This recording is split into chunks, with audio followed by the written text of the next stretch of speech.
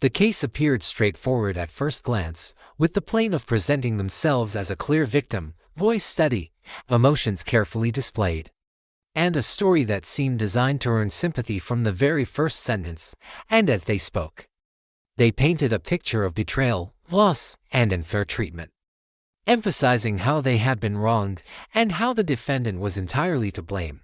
And while many in the room nodded along, Judge Mathis did not react immediately, because experience had taught him that the loudest pain is not always the most honest.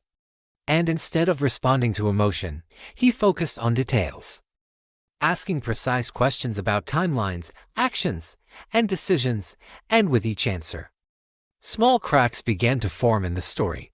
Details that didn't fully align, moments that were explained too vaguely, and reactions that felt rehearsed rather than real.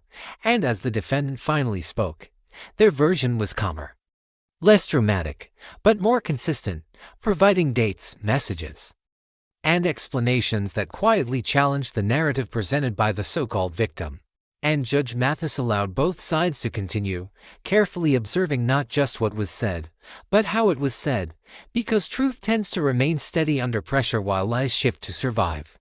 And as evidence was introduced, text messages, receipts, and timelines, the courtroom atmosphere changed, revealing that key parts of the plaintiff's story had been exaggerated, selectively edited, or entirely omitted. And when confronted with these inconsistencies, the plaintiff's confidence began to falter, responses growing defensive, explanations becoming tangled, and emotions rising not from pain, but from exposure.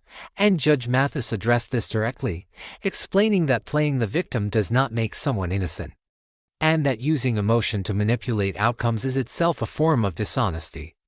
And as he broke down the evidence piece by piece, it became clear that the plaintiff had provoked the conflict, ignored warnings, and later reshaped the story to avoid responsibility.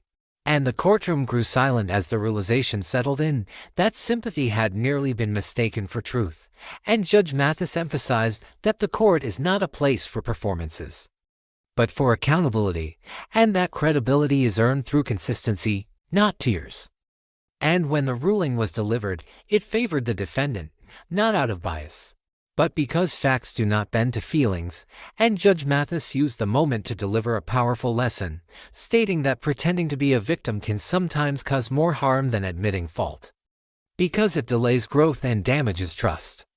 And as the plaintiff stood quietly, no longer interrupting, the weight of the exposure was clear, while the defendant walked away vindicated, not triumphant but relieved. And Judge Mathis closed the case by reminding everyone present that justice listens carefully, questions deeply, and sees beyond appearances, and that in a courtroom, truth does not need exaggeration to be believed, because when lies are stripped away, reality speaks loudly enough on its own.